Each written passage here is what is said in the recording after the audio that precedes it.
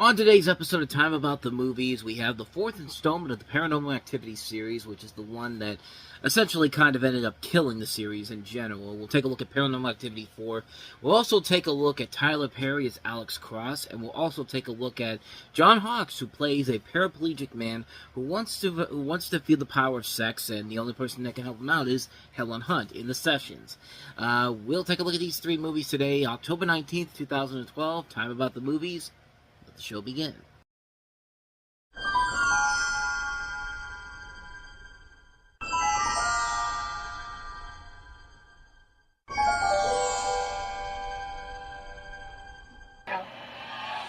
Katie?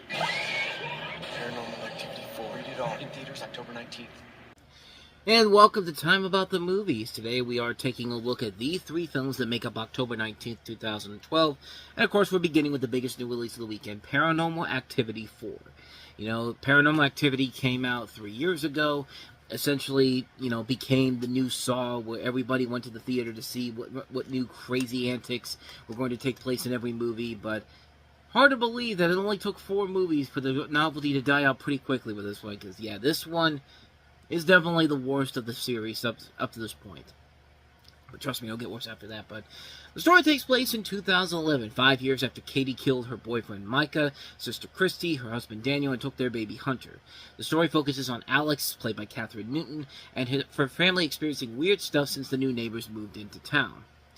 And I think you can figure out where exactly this is going to go from here. And, this is one where the biggest problem with this movie in particular is that it doesn't take any chances, unlike the last two Paranormal Activity movies did.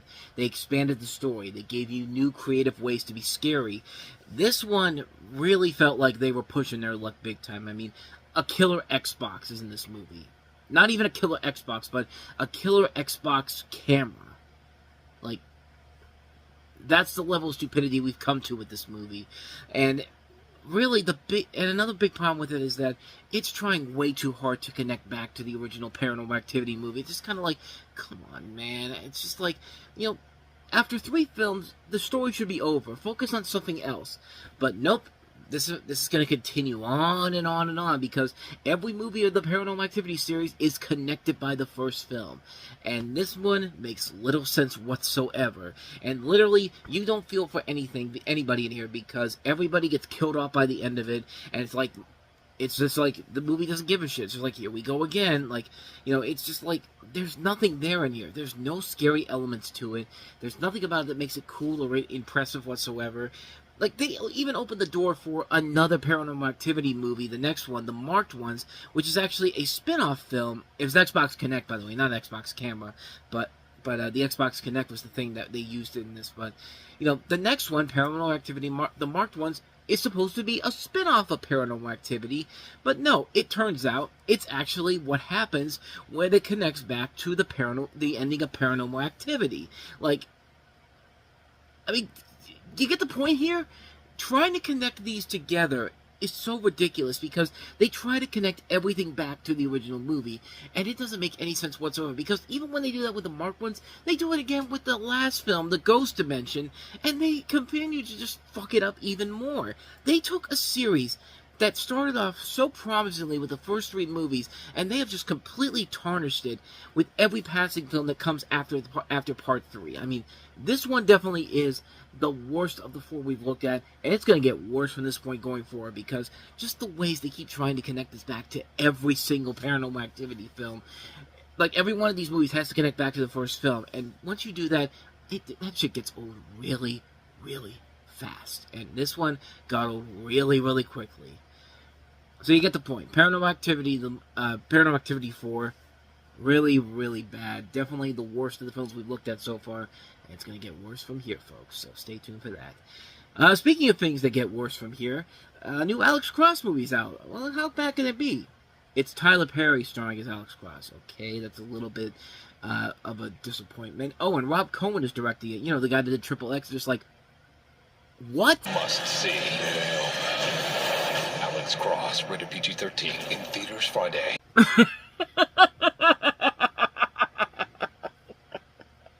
Okay. Those quotes. An emotional powerhouse. You know, when I think of Alex Cross from the other movies in the series, the first thing that doesn't come to my mind is an emotional powerhouse that keeps you on the edge of your seat. I mean, sometimes along, Kiss the Girls and Along Came a Spider did at least keep you on the edge of your seat, but neither one of those movies was an emotional powerhouse. Also, Tyler Perry like you've never seen him before. He's out of the Medea makeup. I've pretty much seen him do that in other films. But the cherry on top of this, the best villain of the year, Matthew Fox. Oh my god. What is this stupid marketing campaign? I am shocked that Sean Edwards' name was nowhere to be found on this, because he would have been the one making these quotes, and his name was nowhere to be found on there. So I find that very hard to believe that Sean Edwards didn't even praise this movie here, which he probably would have, but yeah, let's talk about Tyler Perry's attempt to try to branch out of his Medea routine for Alex Cross. So Tyler Perry plays Dr. Alex Cross on his last police duty to track down an assassin called Picasso, played by Matthew Fox, who's been torturing and killing rich businessmen in Detroit. Soon when the mission gets personal, Cross is pushed to the edge of his moral and psychological limits to end this once and for all. Well, he did accomplish one thing. This series ended once and for all because of how stupid this decision was. Look, I'll give Tyler Perry credit for trying to do something outside of his norm. I mean, it's a noble effort. And he's not a bad choice to play Alex Cross, but you're filling the shoes of Morgan Freeman. You have to get somebody who's about half as good as him, and Tyler Perry ain't nowhere near as good as Morgan Freeman is. I mean, I'm sorry to say that, but it's just the cold hard truth here. Second of all, Matthew Fox is not threatening whatsoever. I mean, the guy had a bright future ahead of him after Lost ended with Speed Racer and Vantage Point, and then he just kind of disappeared out of thin air, and all of a sudden he's back in the spotlight with this. He's not threatening in this movie. I mean, it's got a good cast overall.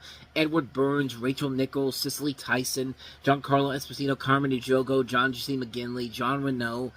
A lot of good talent involved in this. The biggest problem to me is the writing and the direction. The fact that this feels more like a TV pilot than an actual movie. Yeah, this feels like a film that is quite literally on the levels of something like, it's a movie. This is a movie that feels like it should have been a CBS TV pilot or an NBC TV pilot. It doesn't feel like a movie that feels like it should be what it's supposed to be with this. I mean, Kiss the Girls and Along Came a Spider are not great movies, but they're at least trying to do something unique and different from the books overall. And the people who hated those movies because they were nothing like the books probably wanted to give Morgan Freeman a sincere apology for saying that, because, yeah, this movie definitely is a pale imitation of the James Patterson books. I mean, this movie is atrociously terrible. I mean, my God. The threat is not threatening here. The action isn't all that good. Tyler Perry just can't hold a cheese plate to Morgan Freeman's Alex Cross. It just doesn't work. It's a movie that flops on so many levels, and it's a reason why we never saw another one of these movies, even though they were going to make another one, but it bombed so hard at the box office, and nobody wanted to go see it, so guess what, Tyler Perry? You're going back to the Medea costume for the rest of your career. So with all that said, let's go ahead and move on to our last movie that we have here. John Hawkes, Helen Hunt, and William H. Macy in The Sessions. It can get pretty kinky. Am I sharing too much, Father? Go on. The Sessions. Rated R. October 19th. So in the story, you've got a man who's paralyzed from the neck down due to polio, so he hires a sex surrogate to lose his virginity, and that person is Helen Hunt, and John Hawkes is the poet here that is paralyzed from the neck down. I mean, he's got the dream position, man. I mean, he's paralyzed and he hasn't had sex, so he gets to have a surrogate played by Helen Hunt be the person that actually tries to make him lose his virginity. It's just like, who wouldn't want to be in that situation overall? I mean, Helen Hunt's still pretty sexy after all these years, even though, Bad About You was over 30 years ago, but, she's still looking pretty good, nearing her 50s. I think she's either late 50s or early 60s. Early 60s, 62 years old. I mean, she doesn't look bad for 62 years old, but this was a movie that, was a big Oscar contender overall. It only ended up getting an Oscar nomination for Helen Hunt because she had won before for As Good as It Gets. But this is actually not a bad movie. It's a pretty entertaining film, a quirky little idea here with a really good cast that includes a strong performance by John Hawkes coming off his success with Winter's Bone.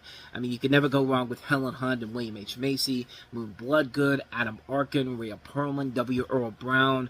So a lot of really good talent involved in this here, and it's a really light breeze watch of a movie. And it's only about an hour and a half long, but it really does make you want to see more of the storyline here.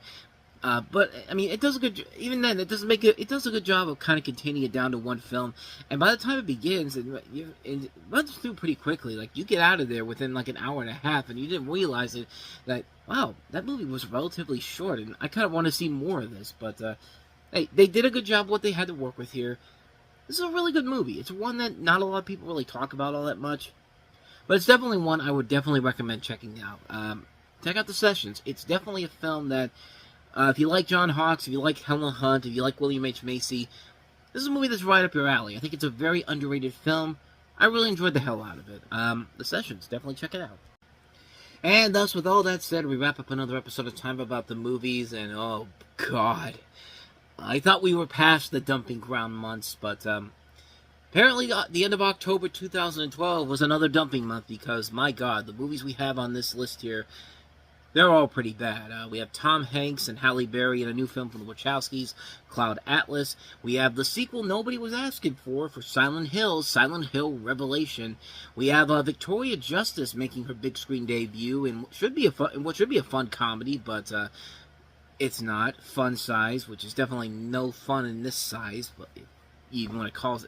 I don't even know what that criticism was. I'm sorry for that, but Gerard Butler's got a new movie, Chasing Mavericks, and considering the movies that we have before that, and that might actually be the best movie we have this week. But we will get through all those movies. That'll be tomorrow on the show, so stay tuned for that. But with all that said, thank you so much for watching this. I hope you enjoyed it. If you did, please go ahead and do me the honors of hitting that like button, that subscribe button, and that notification button. Also, don't forget to check out our playlist, and don't forget to check out the previous episode. So with all that said, whether it's in the past, the present, or the future, I will see you at the movies. Take care.